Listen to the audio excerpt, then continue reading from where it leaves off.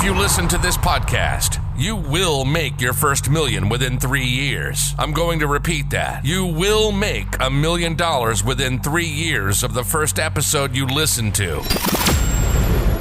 We don't want pikers. We're not here to save the manatees. We're here to make podcasts. You really want this. You listen and review.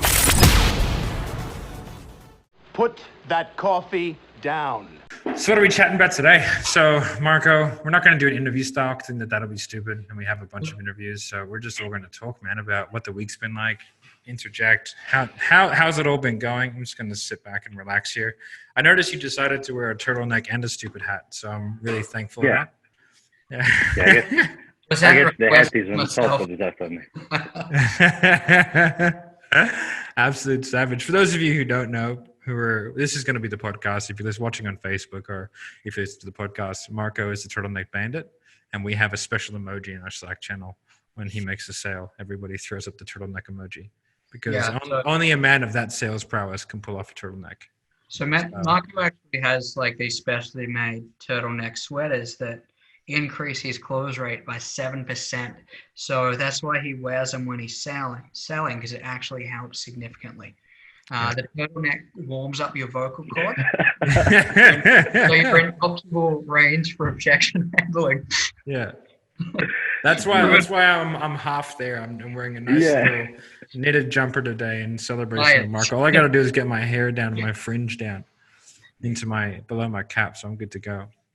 But wanted to have this podcast today, man. It's been an interesting week. We've had Peyton Welch, Jeremy Minor, Cole Gordon, and now the ultimate Marco Cortese. Marco Cortese. Whenever he calls me, I go to Marco Cortese. Mangia. Buongiorno. People listen, they might need subtitle at some point, but it's all right. How's your week been this week, dude? How's your week been this week? For what I had, pretty well. I can't really complain. It's been a good week. It's been a good month, I would call it. And yeah, so far I had to change a couple of things on the structure that I had before. That's because of the change of marketing. And yeah, it's been pretty good. What did you do last month? What did you do in May? I made $660,000 in contract worth. Yeah, that was a lot of commissions. I had to pay that bill. Yeah. And this month I'm averaging. I'm on track to make half of a mil. Yeah, it's been a quiet month marketing-wise for some of our clients that you're working on, but it'll sort of pick back up. That's the ebbs and flows of sales, right? It's one of the things we've been working on. It's just kind of like, using the opportunity of having a little bit of a quiet time to kind of nail down some of the basics and making sure that we're doing everything correct and not going over. And that's what we've been doing, role plays and just all kinds of good stuff, man. So, I'm pretty stoked about your performance. What do you think, I guess, over the last few months? Because, when you came on, right, like you were a fitness sales dude. We both know where from. We both had the same sort of background in fitness sales. It took you fucking forever to agree to come work for us. Yeah, and actually, months, man. And I have to say thanks to James. They kind of pushed me. And he kind of slapped me around a couple of times and bring me here. Yeah, it took me a little bit. I'm a little difficult to convince. Which is hilarious because you're a sales guy. But I have to say, so I'm really glad. I'm really glad I made the decision. So yeah. It's funny because we had this conversation last week when we're looking back, reflecting, and we're like, oh man, when Marco first commented us, he did like a little trial. And I can't remember what the issue was. It was like an issue with the leads, or we had to change some processes or something. And it was the communication or some shit. He was so angry about it. Yeah, it was like, I'm not doing it. It's not worth it. So I had to convince him, like, bro, like, just relax. Let's give it a week and see how you like it. I know there's road bumps, new clients. It's going to happen. It's part and parcel. Let's just ride it out for a week, see what happens. Then the next week he's like, okay, I'm going to quit. Yeah, definitely. So funny. Like, if we left it there and we didn't convince you to stay on for that, and just test things, see how good it is working with this, we wouldn't be here today, and you wouldn't be making twice as much money and be twice as happy. Yeah, probably I wouldn't be selling I think it sells at all. So you see, when you speak with someone during a call, say, what's the importance of not taking action comes from my experience, and that there you go, you got it in front of you. What's your favorite thing to sell? My favorite things to sell, 28 days, I would say. A short-term membership on the phone for fitness is something that the feeling that I get out of selling that is best that when I get sell a $50,000, $30,000 contract work. All right. Don't tell me why. I was thinking about it last week, and I was like, it's in a sense of accomplishment that I like. Maybe it reminds me of a really kind of the time where I went like, okay, I'm average, okay, and boom, I'm the top of it. So that makes me feel really comfortable. But I actually like to sell pretty much everything. I sold everything in my life. So when did you start selling? I don't actually know this story. Like, when did you start selling? Yeah. So I started at 15 years old. That's really, really funny. So some people don't know I didn't finish school. So my dad told me, hey, you got to get a job. So I've done door to door. That's the first job I've done. I've sold internet connection, fast internet connection at that time. And after that, I sold Was that door knocking, or what was that doing? Door knocking. Everyone good has done door knocking, except for me. Door knocking, and I've done it for 6 months, and it's been, I think, the best things that happened in my life so far, because I remember the first day of that job, and I was like, which one is the top performer here? I was like, the guy 50 years old, and I asked him like, all right, what's the strategy of selling these things? And he was like, that is not really a strategy. Like, more door you knock, more opportunity you get, and more sales you're gonna do. And I was like, that cannot be. That can't be it. After 20 years of doing this, you just say knock on more doors. Was that in Italy? Oh, here in Australia. Yeah, it was in Italy. And the first things that I've done is like, oh man, I have to attach something. I remember the first week, because first day no sell, second day no sell, third day no sell. I was like, crap, I'm not gonna go on with this. I have to understand what's not wrong. So I actually bought that things myself, and I tried it on, and I understood that, it was faster than normal kind of internet. So the action was like, all right, perfect. It's faster, so you're gonna do less time, so it's gonna make you kind of save more time, save more money. And the week after that I started selling that way, I made the same amount of sales that I used to make in a month. I made it in a week. And that was so by understanding the product, understanding the experience that the buyer went through, and the actual benefits of doing the product, which is, I guess we know just selling on benefits is not the best way to sell, but it's when you're first starting out, it's sort of how you sell. Do you know what I mean? It's like, hey, I got this product. It's really effective. It's going to do this, this, and this for you. And then you sort of handle some objections, and hopefully you get over it, right? It's definitely better. I think I come up with that fucking Grant Cardone clip every single time. I got fish. You want fish? It's every single time. You actually worked for Cardone, didn't you? Yes, I did. I had the great luck to work with Grant Cardone and Steve Spray, which was still in touch with him. And he's an amazing person. He got me for 2 years, and it's been an amazing process. I've definitely been grateful all my life for what they gave me. And it's funny because for them, I went to so they sold me into a course, and the coaches in that course, when we were doing role play, he gave me a job at some point. Halfway to the course, I was like, man, you have to come and work with us. I was like, I can't really come to the US because for visa issue and stuff. I was like, all right, I'll let you do it remotely. But for the first month, you're just trying to sell books. And then I was like, all right. What were you selling? Books? Yeah, so it's a different kind of step of selling. So they sell. So you sell books on the start, and after half of the way through the books, you recode them back, and you're trying to sell them on a bundle of different kind of books, and then you sell them into the university. So that's why for them volume is a killer, because they have to be able to be in touch with people that they get that content, and that's why it works really, really well. But the attitude that a job like that teaches you, and the strategy, because that's the one, I think is one of the first times where I truly had a strategy in front of me. So that's the way how selling it is, and that's the way how it's supposed to be structured. You have to just to learn it and master it, and that's what I've done. And from there, it just went nuts for me, really, really nuts. Why did you leave? I leave because they want to get you know how difficult I am with the base in terms of like I couldn't move to the US and they required them to be in the office because they have an environment where they have to push you for do some sort of things. Plus I was into fitness, and that time I was working from 10 p.m. until like 6 a.m. So it was like crazy. Reverse cycle. Overnight, yeah.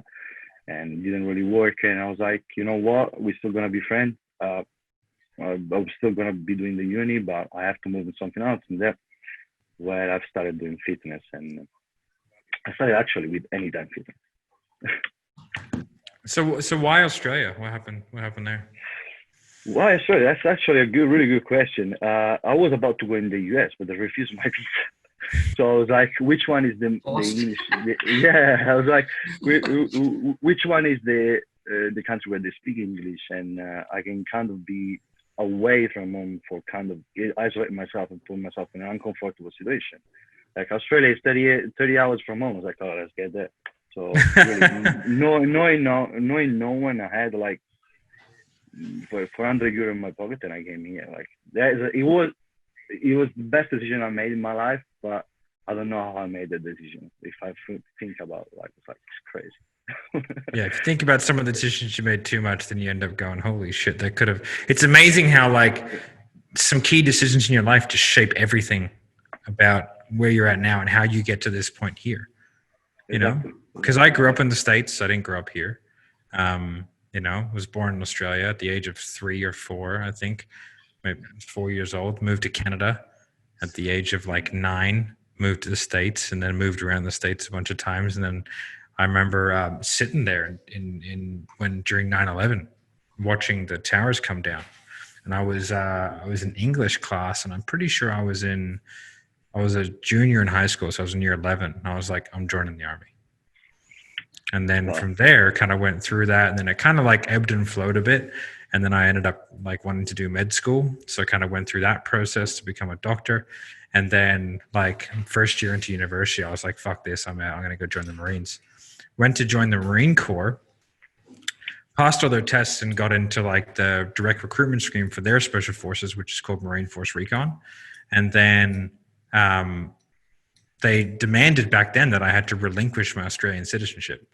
So you couldn't be a dual citizen back then. And I didn't know that doesn't mean anything. You can shout to the gods, I relinquish my citizenship. Australia is always going to recognize me as a citizen, right? I was born here, right? Like, so I didn't realize that was a load of shit because I was 19. And a friend of mine was like, he was in the SAS, and he was like, oh, they have a direct recruiting scheme for special forces over here. Come join the army over here. So I was like, fuck it. 19 years old. I was like, I'll go and join the army in Australia. So I moved back to Perth for like 3 months, joined the army. They told me it's going to be a year waiting list. Called me 4 days later, said you ship out tomorrow. I think it. All right, fuck. I guess we're going to the army. When I say something, I think I never told you this, but the main reason why I'm in South America is because my brother's in the army. Yeah, you mentioned when we were at Problems. Yeah. And where I was talking with him, and he was like, I'm in the middle of changing a job, and I'm having to think about it, and I don't know what to do. And he was like, and I explained, it's like, the guy there we're going to work for is in the army. It's like, if he's in the army, just go for it, because whoever's going to be loyal if you're loyal with him. And I was like, that's why I jumped on board at the end. So that's a fucking funny story. So. Yeah, man. Small world, all these small decisions. I sucked at sales, for ages. I fucking hated it. That's why it shits me when people say you have to, like, you're born good at sales. And I was like, well, I wasn't.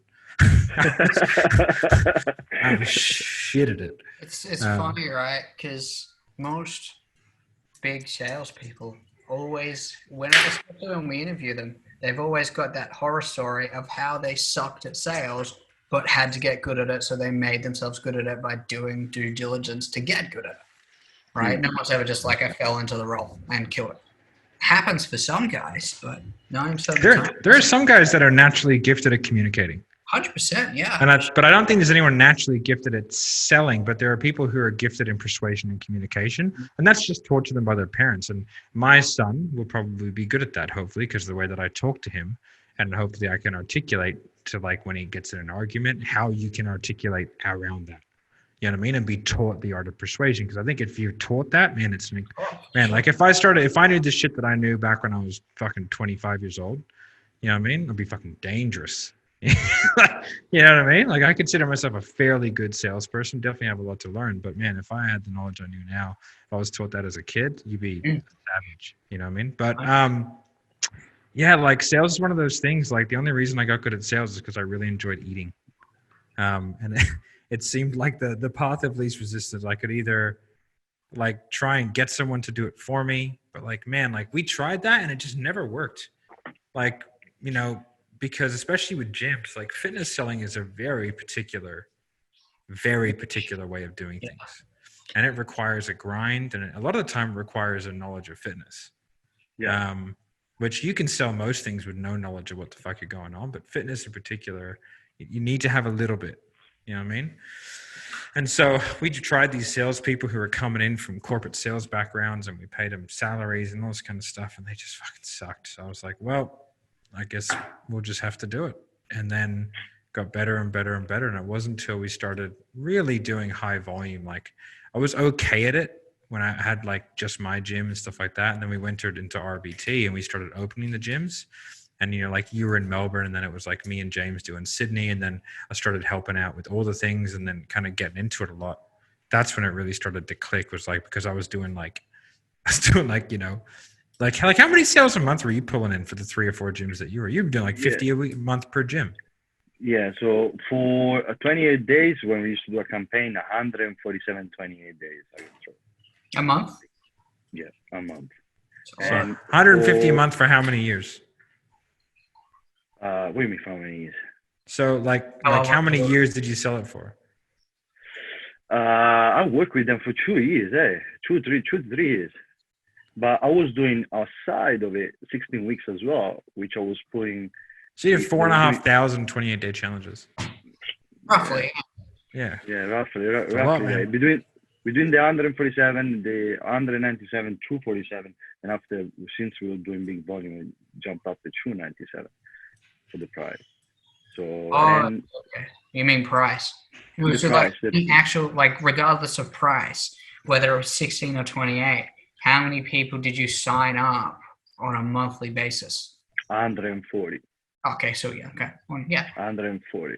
Just because we saw, I remember also, I had the pleasure to work with another guy, which is called Ruben, a fantastic guy. And we sold so much. Hates me, by the way. He hates me. I don't know. Yeah. We sold so much that we had to increase the price because we didn't have space in the gym. So like they didn't have any more availability in gym. So I was like, we have to change the price. You got an uncle over in Italy that has a gym too, right? Yes. Yes, I do. And I do this redone the sales structure for them. And then now they do 28 days challenges and 16-week challenges. So they're doing very well. In the past 3 years, they apart from the COVID time right now, but yeah, they've been really profitable, which is something which is really good. Nice, because I remember you saying that you were going to go holidays over there before, COVID hit, and you spend like a month there, and you smash it you fill out his gym for him and leave. Yeah, exactly. Like I can't get away from work. For whatever is listening to this, you have to understand that I'm a little bit workaholic. So when I get there, I do payments up front to them, using kind of help them with the cash flow of the business and trying to get a little bit bigger. So I sell like chunks of personal training. So. Yeah, no, so it's it's funny. Dean Chamberlain's watching. He said you look like fucking Mario. Thanks, so you can say fuck you, Dean.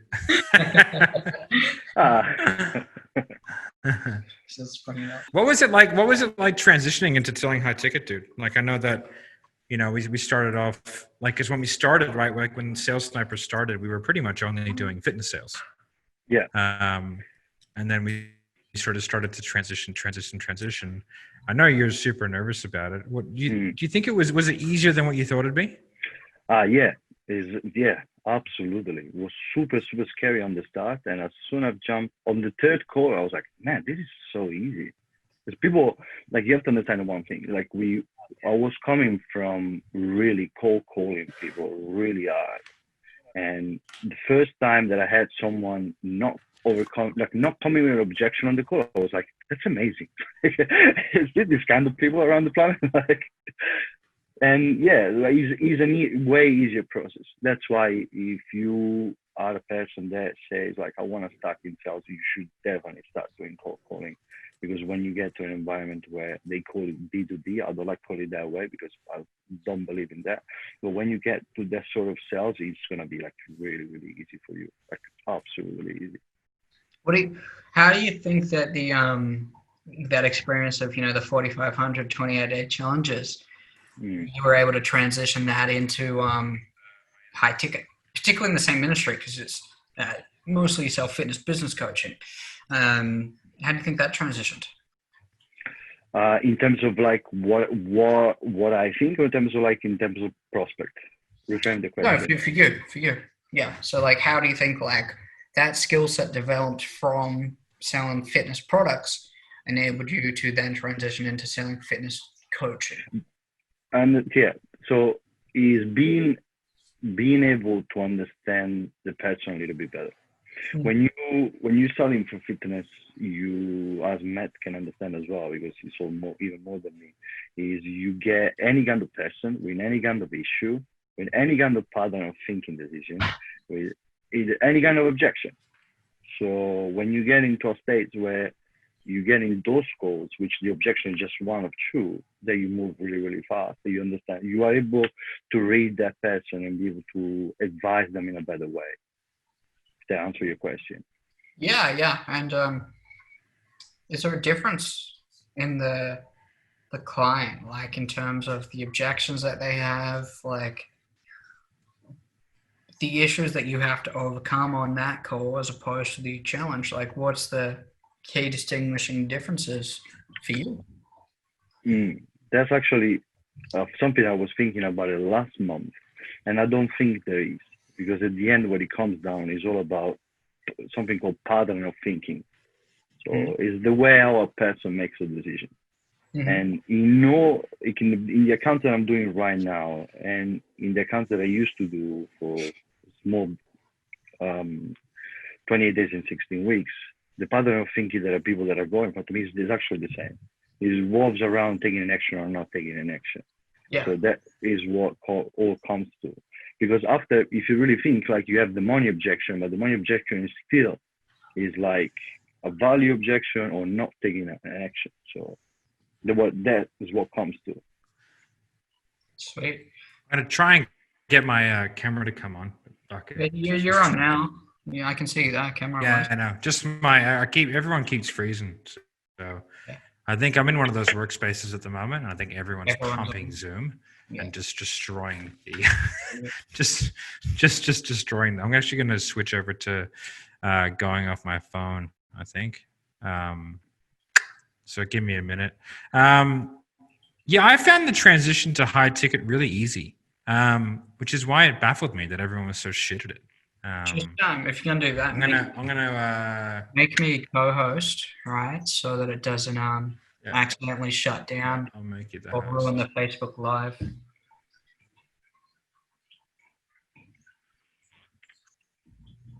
Yeah. Okay. Sorry, guys, for your technical difficulties. Somewhat. When we say technical difficulties, it's just us being unorganized more than anything, which is fine. We're not Joe Rogan. We're just a bunch of talking about sales. I would say not yet. Wow. Not yet, yeah, not yet.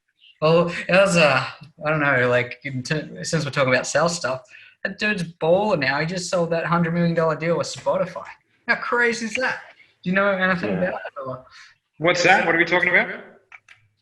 You're going to have to turn mute off on the computer because all you're getting is background noise. Yeah, cool. Say something now. Yeah, hello. Yeah, cool. There you go. Listeners fixed. Yeah, we're just talking about Joe Rogan, on the topic of stuff. No, my close personal friend, Joe Rogan. Yeah. Yeah. Hey, he'll be a guest next week. Yeah, it's cool. Like, what do you think between like what we do, like in terms of coaching sales, how you would have to close a deal of that magnitude? Like, what do you like? We've never had to do that before, but probably going to have to do in the future. Well, not to that extent, but similar style deals. What do you think separates closing a deal like that as opposed to something like selling a 12-month business coaching package? Well, selling corporate deals is really different. The sales process is different. Like you need to create, it sort of depends, right? Like we had a client, Alex, who's a mate of mine who we brought on, never really done any sales. And now he just signed like $1 million deal with Westfield, right? Yeah. Because what I did is I taught him how to create like an advocate. And that was about him, like, I guess, learning the strategies of how to make someone like work for you within an organization. And it's just it's a different environment, but the principles are still the same, but the way that you go about it is different. So corporate sales, they're far less emotional on the upfront. They're far more logical because people aren't dealing with their money, and that's essentially the difference. So people are less emotionally tied to like the monetary figure. So the price isn't as important, but they're more concerned about being the person who looks the best from making the deal happen. So you really want to identify the person who's the decision maker. The easiest way to do that is to identify the person who never uses singular pronouns, like I, me, and I, you know what I mean? If they're using we and our, that's the person who doesn't want to be known as the decision maker. So you identify them, and then you need to try and figure out what their pain point is and how you can hit that, and then structure your pitch around the pain point of the person who's making the decision, which is usually going to be status driven, which means that they want to come off looking the best. It wants to be their idea. So you need to like have them figure out what problems they have, and then have them kind of like solidify in their own hands. So it's a different type of selling.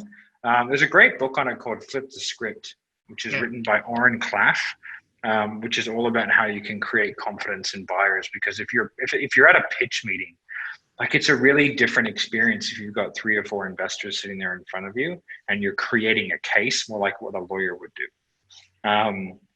So essentially, like you're trying to create trust without a back and forth. It's very difficult, and it's a very different skill set, and it's more like real estate selling, I guess, than what it is like, selling a coaching program, which is a highly emotional, very, very personal process. Nice. Yeah. Which is why, like, it's something that I'd love to start doing more of those high-end B2B type stuff, and looking for opportunities to be able to learn how to do that. But it is definitely it's a different skill set. But I think the principles of persuasion and communication still last. I think like they're still valid. Yeah, for sure. But I think the techniques are different. If anyone listening happens to know some absolute killers in the B2B world, hit us up, connect us. We'd love a mentor. Yeah, I'll pay someone some money to teach me to do that. I'm sure it's going to come in handy someday. Oh, 100%.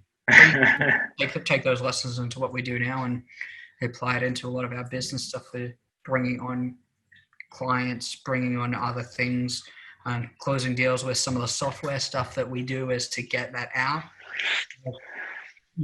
to a larger audience by, some affiliate stuff. Like it's all going to come in handy to where we're taking the business. Yeah, Jimmy said he wants me to shout him out. So shout you out, Jimmy. Great guy. I told him everything he knows about sales. Yeah, Jimmy. And yeah, which isn't saying much, but no, he's a great marketer. He has an awesome group too. It's like $50 a week. It's similar to our $50 a week, but it's like it's the best fitness coaching program there is. For someone who wants to like learn the basics of how to run a successful gym. Yeah, it's $50 a week. It's pretty good. What else is he saying? He's fucking spamming my feed. Shout you out. Yeah, mate. I see ya. Fucking calm down. Dan Henderson's there. Austin's there. Caleb's there. Everyone's watching my shit. Jimmy wants to know, Mark, a question for you. Where'd you get your hat? Just Jimmy, if you're still listening, you should be asking where he got his turtleneck sweater from, because that's the key to success, brother. Yeah, we're actually selling those turtleneck sweaters. They're $69.95. We should get some made up with a logo on it. Yeah, I was thinking about it to do it. The Marco turtleneck. It comes with every subscription to Sales Sniper. You get a turtleneck. Every sales I do, he comes with a turtleneck. Speaking of some of the stuff. I'll just show the cool little trophy that Marco's won that we got made up for him. So just for something for business and, gamify things, reward the guys for doing great things. We're now doing a sales rep of, or even just staff member of the month, really not necessarily sales rep of, who's contributing the most, combination of who's making the most bank, who's closing the highest rates, getting the best show ups, who's developing the rest of our team better and just doing outstanding things. So massive shout out to Marco for May, absolutely killing it. We'll see how you go this month, but I reckon you might be neck and neck with someone else and you might lose the mantle this month. We'll see how we go. Yeah, the baton might be true. We also got those medals being made up. So we got a $1 million, a $5 million, and a $10 million medal. So that's going to go out to the reps and to the account holders that we have. So the influencers or the business owners or the guys that we do. So as soon as we sell $1 million, they get a medal. It's a very cool custom made coin. And then from there, we have a $5 million one, which I think you'll be entitled to pretty as soon as it's minted, Marco. And then it's a $10 million one, which is exclusive right now for people like me. So, but you guys will get there. It's okay. One day we're gonna get there. One day we're gonna get there. We've got a few clients that would be hitting the 15 to 20 mil mark quite soon. Yeah, our spreadsheets are, we gotta update them. That's actually an interesting one. The tracking. The tracking's gone next level. Tell me about it. Tell me about our amazing tracking system that will be available for purchase soon for between $15,000 and $25,000. So if anybody wants it. Yeah, big investment. So I guess what we built was, and I'll probably shit talk you here a little bit, Marco, not just you, but your colleagues as well. I think me too. I think it's fair to say me as well.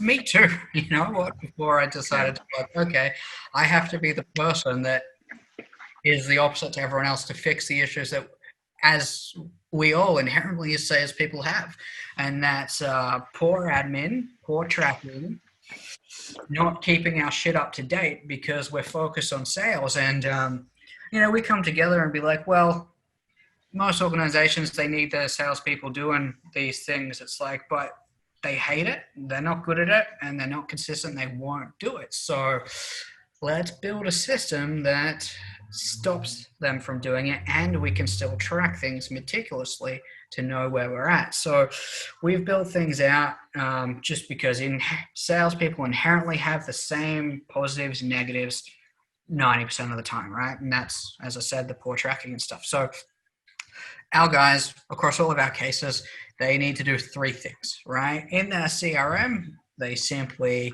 change the outcome of the call, and this is just clicking a button. Did the person no-show? Choose the no-show. We rate the lead, and we put down any of the objections. Now, there's three things a sales guy has to do, and that tracks every metric for us based off a series of automations that we've hired computer scientists to figure out for us because, that's not our area. We're salespeople. We're ideas guys. We need people to make that stuff happen once we have the ideas. Now, it's really important to, those three things might not seem like a lot. But when you have a bunch of data points, you can create statistics and see patterns. And those patterns allow us to make decisions in what we do because we have realness. We're not just thinking, it seemed like the leads weren't as good, because most of the time it's probably your headspace. You might not have closed well, so you blame the leads, and we subconsciously do that. It just happens, right? But if we have data to show where the leads are at, we can assess things. So for instance, I think one thing you said, sorry to interrupt, I think one thing you said there was like lead quality, right? And lead quality is a really weird one to track, and there are only certain times where you can track it where it actually, I guess it is always subjective too.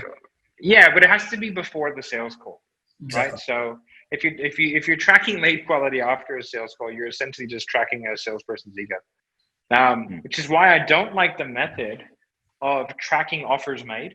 Like a lot of people track offers made. I don't like it. I think it's too subjective. I think the only way what you should do is you should decide before the sales call like if that person is a really qualified lead. If they're not and leads are down, like me and Marco had this conversation, if leads are down, let's just put every old Tom, Dick, and Harry through a sales call, because like, what else are we doing? Do you know what I mean? Like, what are we going to do? Just sit back and go to the gym in extra time? You know what I mean? Let's just put them through, but let's have a system in place where we're marking those people within our CRM as like unlikely to buy, because then we can like separate that data out and we can just go, hey, listen, we put 10 people through this week who are super unlikely to buy, and we put 6 who are likely to buy, right? And if we sign 5 of the 6, that's awesome, of the likely to buy. And if we sign 2 of the 10 who are unlikely to buy, fucking awesome. Because you know, that, yeah, it's only a 20% close rate, but who gives a shit, because we're making sales, right? And as long as we can delineate that data, then we don't have to then like take the overall close rate, because it goes down from 80% to like 40%, and then start to freak out and make decisions based off like essentially inaccurate subsets of data. And so it also protects the salesperson's headspace from being reprimanded about their close rate going down when it's an intentional thing. Close rate is irrelevant when you're hitting targets. Exactly. And you can always work on it and get it better, but close rate's an ego thing. And I'm a fan of having a big close rate, and we do have a very good close rate because we do a metric fuck ton of development, right? And it's very targeted and very specific development. And but once someone's up to a good standard, like with someone with Marco, I don't even monitor Marco's close rate. I don't give a fuck. Yeah. Right. Like, I know it's really good. I'm more concerned about the people that come into the top end of the funnel and how many people come out of sales, because I know the process is solid and I know it's not broken. So if anything out of the normal happens, we can just check something and we can make sure that, you know, Marco's headspace is okay, or maybe there's been a huge lead quality issue. And it's just a conversational thing then. When people are new and they're coming in and we're developing, I monitor close rate quite closely, right? Because that's what allows us to develop the person. We then even monitor every single objection. So I can then do very, very specific coaching based off like, you know, because if the objection is downstream, the problem's upstream, right? So let's fix the upstream problem. And then from there, like once we do that for a little while, over say 3 to 4 months, we can get the person up to a standard where they really should be self-managing. And the development that we do as a team and some of the one-on-one stuff that we do should be enough to keep them in a good headspace. If an anomaly comes up, it's usually going to be an emotional situation, right? That's not as much of an issue with some people. People like you, Marco, like, you know, you're like me, you can separate yourself out from that. So generally speaking, like, your day-to-day doesn't affect a huge amount how you close, but some other people, you know, it affects them, which isn't a bad thing. It just means they're more empathetic than we are. That's all it is. But it's And also also, like, don't be afraid to track your numbers. That's what I can advise to someone that is watching, because that is where your improvement is. If you're lying to yourself, like if you don't book people because they don't tell you, I'm ready to do that, or I'm not ready to do that, that means that you're not willing to be the top. And that's exactly. People don't track their numbers or fudge their numbers because they're afraid of what the reality is. And the numbers don't lie, but people do. And when you have those numbers, you have the data to be like, okay, I am not as good as what I think I am. Here's where I'm being let down in my process. How do I fix it? And without knowing that, because your ego's in the way, you can't make the changes to get better. Everyone's got a 90% close rate. Yeah, everyone. Everyone has a big deal. I had a conversation with quite a big company in Germany the other day. And I was like, what's your rate on this? What's your rate for this? What's your rate for this? And they're like, oh, it's about this. It's about this. I go, okay, hang on a second. When you say about, do you mean it's 69% and you're rounding up to 70, but you have the exact number, or are you going off feel? They go, oh, no, I'm going off feel. I go, then, okay, everything you're saying is completely irrelevant and I have no interest. I was like, so let's just back it up. And what data sets do you have? And how can I actually have a look at what the hell's going on? So I can see if like what improvements need to be made.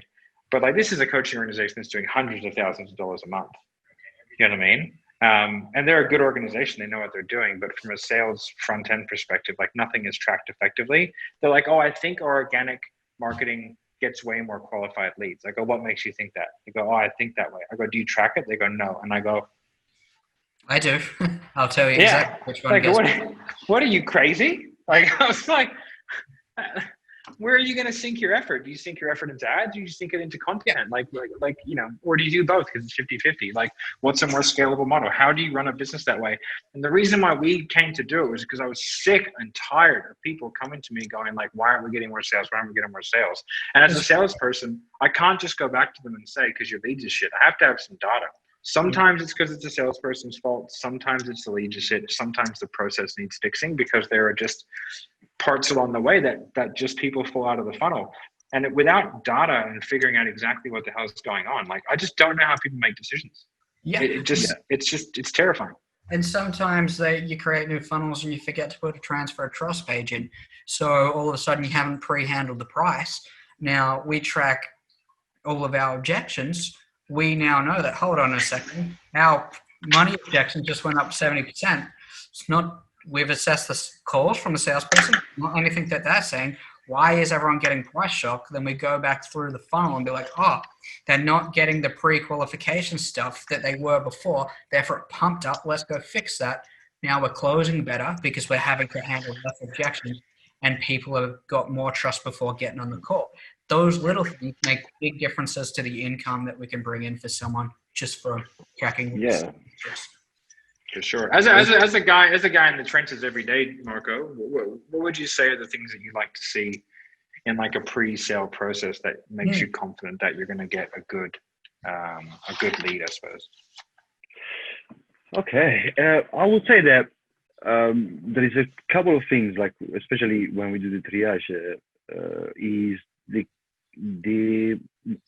rather than the answer to the question, is the tonality they use on answering questions.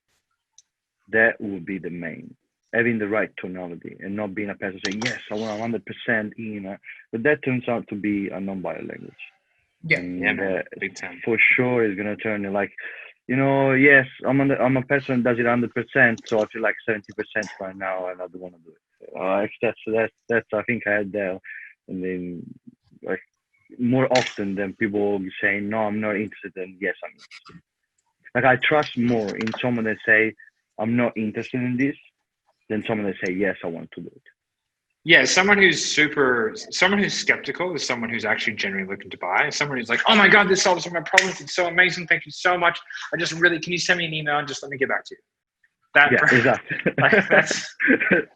Exactly. So if you hear that like super keenness, like I tell everybody like all the time, if you can identify non-buyer language, then you can slow the call down and start to get that cost of an action piece, start to really tear apart the things that the person really wants. And then from there, you can kind of like get that out of them. But that's just a real like defense mechanism. We had Jeremy Miner on the podcast like just the other day, and he was saying the same thing. Like when you're cold calling people, like there's two types of people. There's people who tell you to fuck off, and there's people who are like, oh my God, this sounds so good.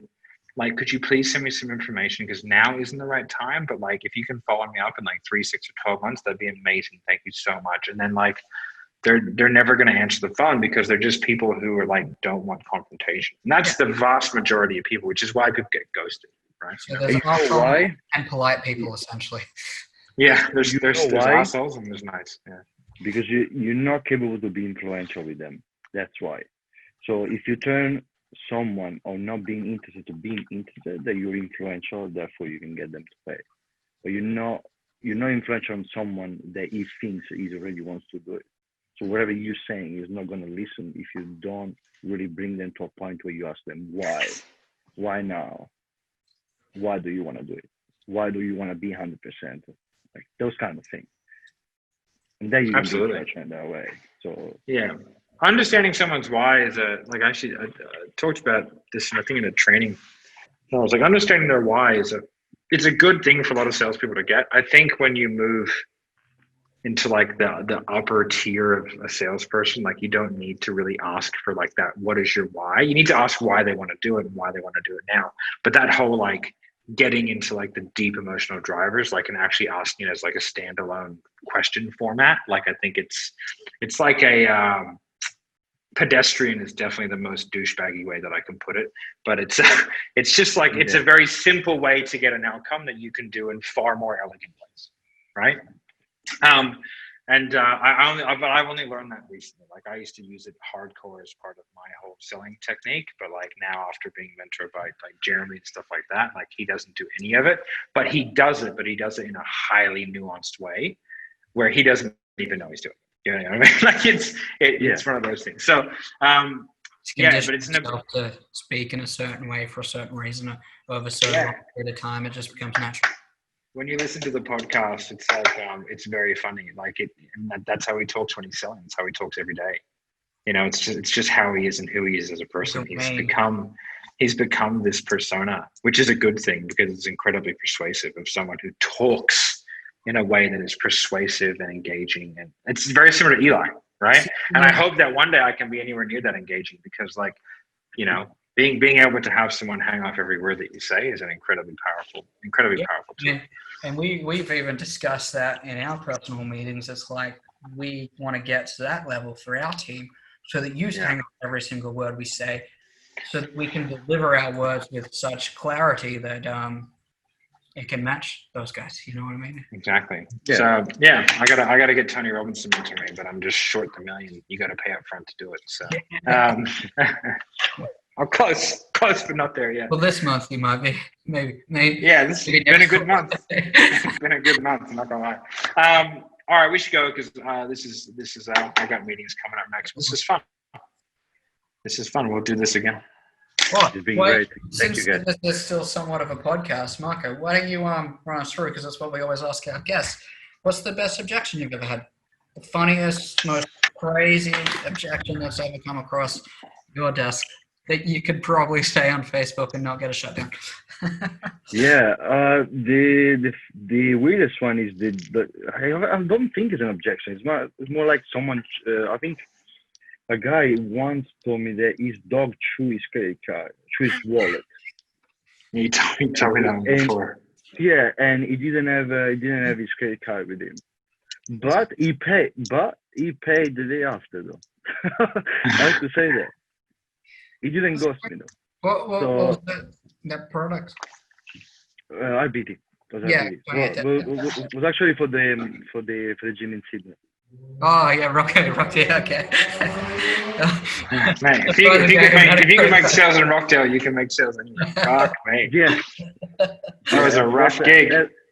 That's good trial by fire, man. Trial by fire. Selling people who culturally have no interest in exercise.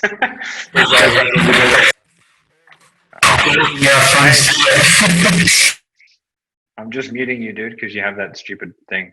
All right, guys. Thanks everyone for coming. I'm gonna go ahead and exit stage left, but also I'll speak to you guys soon. And everyone on Facebook, thanks for joining us. And yeah, we'll do it again. If you guys like to drop a comment, and we'll do this again. And if you got any questions you should want to cover, then we'll do that too. So yeah. Put that coffee down. Coffee's for closers only.